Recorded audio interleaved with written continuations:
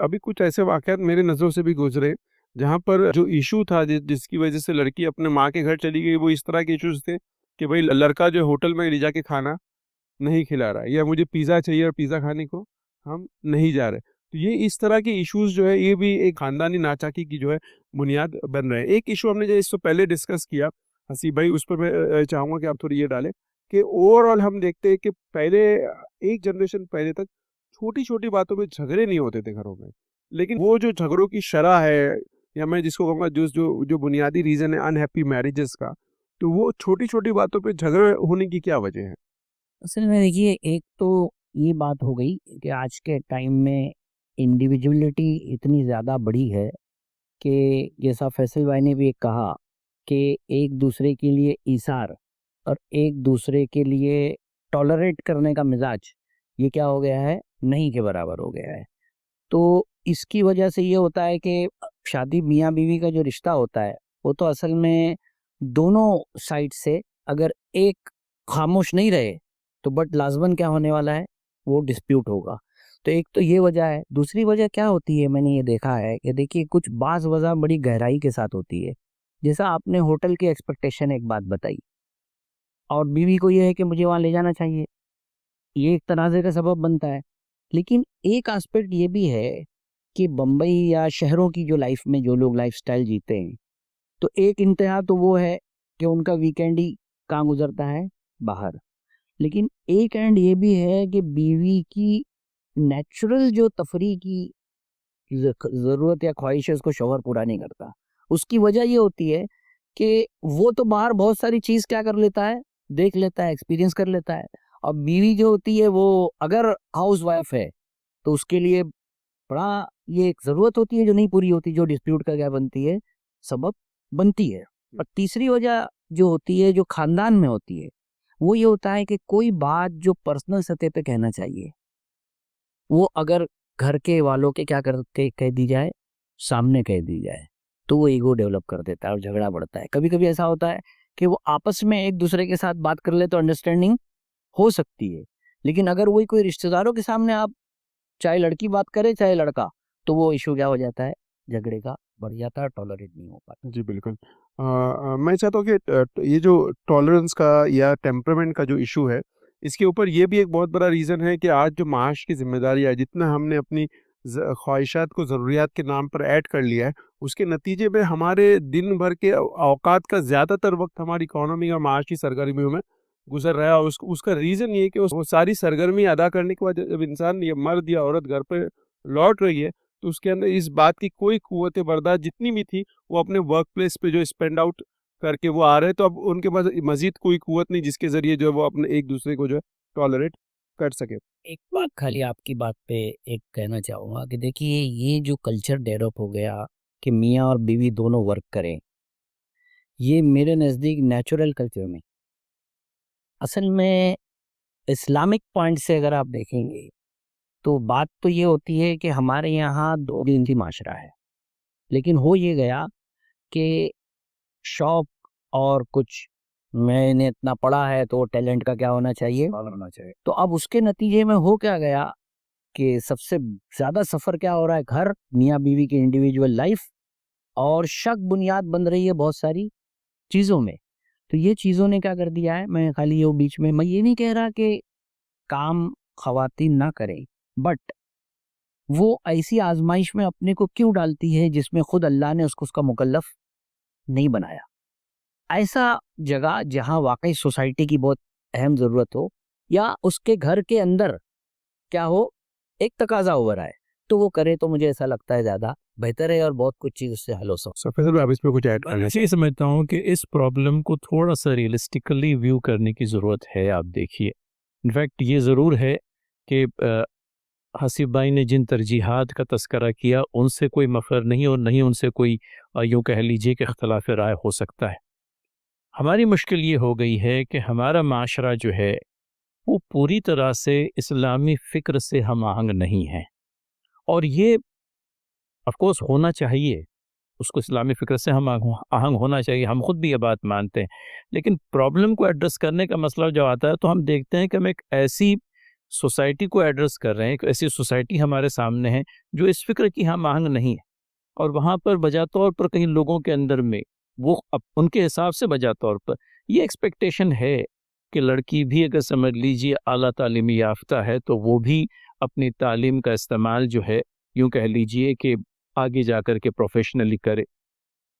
तो इससे problems create हो रहे हैं, नहीं ऐसा नहीं, लेकिन मैं ये समझता हूँ कि ये उसका सॉल्यूशन शायद कि नहीं हो सकता कि हम उन पर तरक्की के वो दरवाजे बंद कर दें जो जिनकी नेचुरल ख्वाहिश उनके दिलों के अंदर में पैदा हो रही है। मैं समझता हूँ इस प्रॉब्लम को एड्रेस करने के लिए कहीं मियाँ और बीवी को ये बात बावर कराने की ज़रूरत है कि अगर तुम दोनों कमाने वाले हो तो फिर शोहर ये एक्सपेक्ट न करे कि उसके लौटने पर बीवी चाय का गर्म प्याला लेकर के उसकी खिदमत में हाजिर रहेगी, या इस तरह की जो नेचुरल एक्सपेक्टेशंस हमारे मेल डोमिनेटेड सोसाइटी के अंदर में शोहरों को होते हैं। कहीं बीवी को अकोमोडेट करना होगा, कभी बच्चों की जिम्मेदारी आपने भी कबूल करनी होगी। इस डॉक्टर साहब एक चीज़ और भी जहन में आई, हालांकि मैं समझता हूँ हमारी गुफ्तगू का वो हिस्सा होगी आगे चल करके। फैमिली वैल्यूज़ जो है, हमने शादी क्यों की थी? साथ रहने के लिए, एक दूसरे को निभाने के लिए, एक दूसरे के दुख सुख में शरीक होने के लिए, एक दूसरे का दस्तो बाजू बनने के लिए। लेकिन होता यह है कि किसी मौके पर जाकर के कुछ एडवर्सेरियल थॉट्स जो हैं वो हमारे अंदर में पैदा हो जाते हैं, और ये एक ऐसी चीज़ है जो शैतान की पुरानी टेक्निक है, और इसको समझने की, शादी के वक्त ही समझने की, शादी के दौरान समझने की। जी, बिल्कुल। इसमें हसीब भाई एक जो नुकता कभी भी हम जो फाइनेंशियल इश्यूज़ इन फैमिली के अंदर डिस्कस करते हैं, तो मुझे लगता है कि हम उसको कहीं ओवरसाइट कर जाते हैं। वो ये कि आज जो एक फैमिली को चलाने की जो फाइनेंशियल रिक्वायरमेंट है, सिटीज़ के अंदर ये मैटर ऑफ फैक्ट है कि मेजॉरिटी ऑफ मेल इनकम से उनको फुलफ़िल नहीं किया जा सकता। स्पेशली ये उन सोसाइटी में, मैं उन मिडल क्लास घरों की बात कर रहा हूँ जहाँ पे शौहर की आमदनी 20 से 40 हज़ार के दरमियान। तो ऐसे वक़्त में वो कोशिश करते हैं कि अगर उसकी वाइफ या बीवी सोचती है कि भाई अगर मैं कुछ एडिशनल इनकम लाऊंगी तो बच्चों की फ़ीस भरने में या स्कूल की फ़ीस भरने में जो है हमको आसानी होगी। तो हमको उस एंगल से भी इस पे सोचने की ज़रूरत है कि क्या फ़ीमेल अगर बाहर जाके वर्क प्लेस पे काम कर रही है तो उसका रीज़न उसका सिर्फ अपने आप को, अपनी सलाहियतों का इजहार नहीं है या खुद का जॉब सेटिस्फेक्शन नहीं है।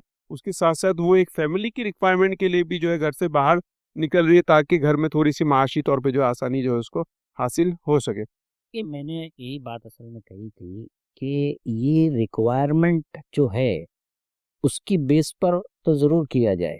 अभी मैं आपको बताऊं हुआ क्या है। देखिए, आप कुरान क्या कहता है कि जो निकाह करता है अगर उसके अंदर रिस्क की तंगी है तो अल्लाह ताला उसको क्या कर देगा, उसको कुशादगी करेगा। तो जब आप जब कहते हो कि मर्द अकेला पूरा नहीं कर सकता, तो पहले तो मर्द को अपनी सतह पर ये पूरी कोशिश और तमाम ज़राए इख्तियार करने चाहिए। एट द एंड जब कुछ नहीं हो सकता तब उसको ये चीज़ लेनी चाहिए। मैं एक मिसाल आपको दूं जो इससे पहले भी मैंने कभी की है कि पूना की वाइस चांसलर लेडी थी और जो पहली MBBS डॉक्टर है रमाबाई देशपांडे, उसके ऊपर सेमिनार होने वाला था।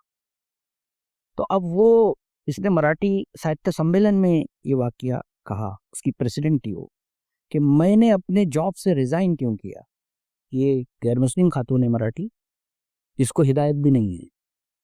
उसने कहा कि जब वो मीटिंग हो रही थी तो मेरी 3 साल या 4 साल की बच्ची थी, वो सुनती थी और मेरे पैरों पर सो जाती थी।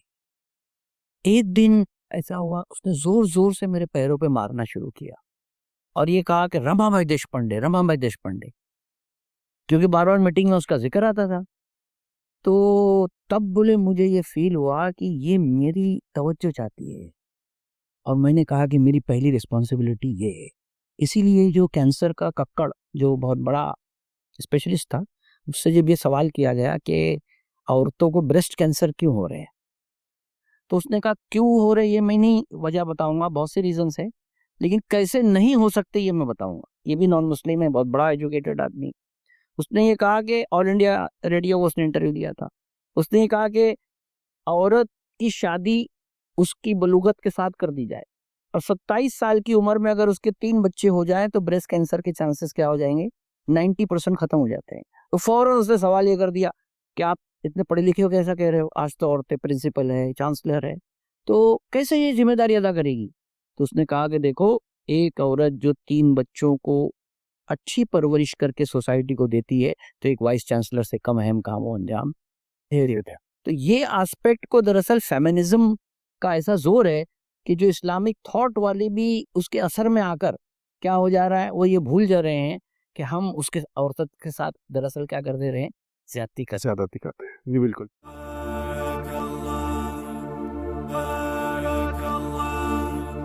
بارك الله لكما وبارك عليكما وجمع بينكما في خير. بارك الله لكما وبارك عليكما وجمع بينكما في خير.